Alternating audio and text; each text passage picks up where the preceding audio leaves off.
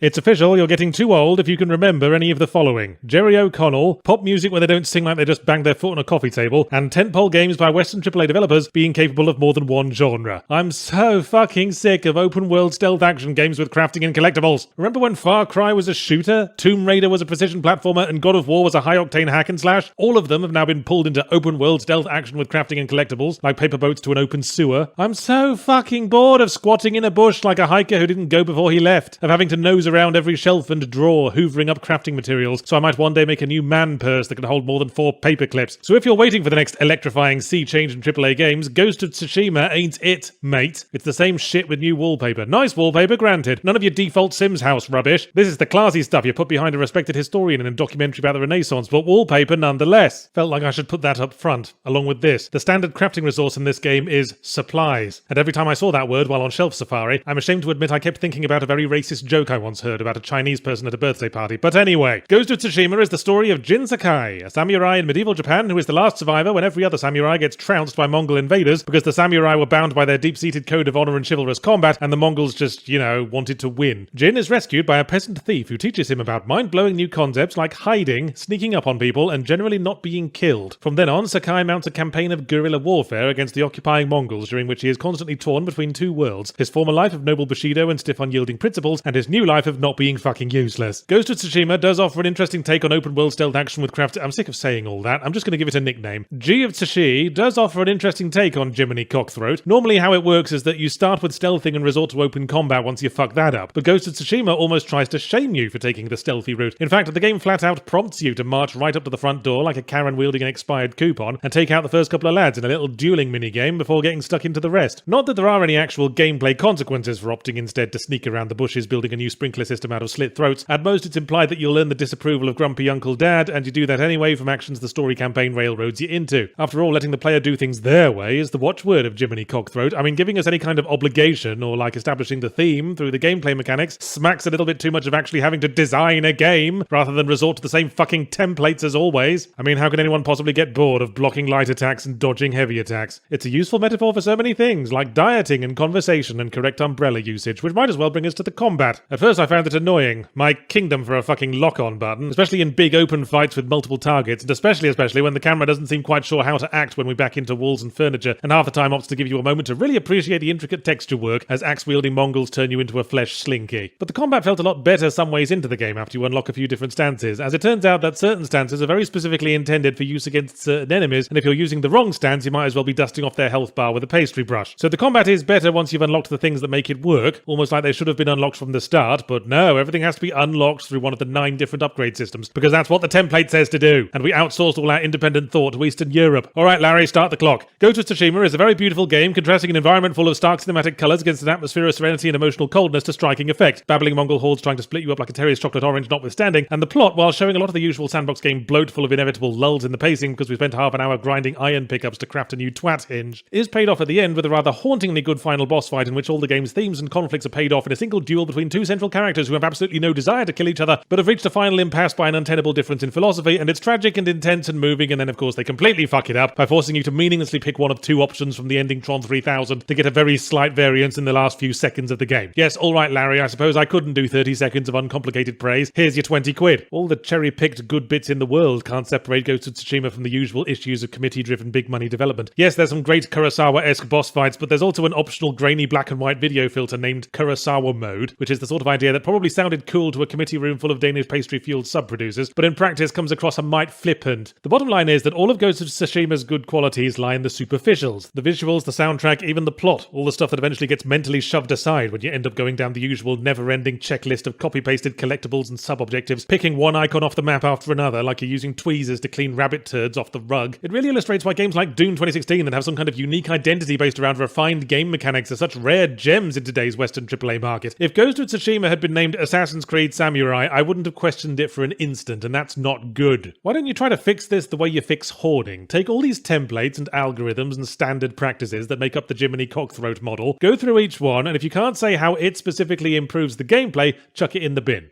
What's this one? Flower collecting? Oh yes, you collect flowers to give to the merchant to craft clothing dye so you can make your armor red instead of black in the brief moment before it's completely obscured by mud and gore effects, and that's going in the bin. It's going in the bin, yes.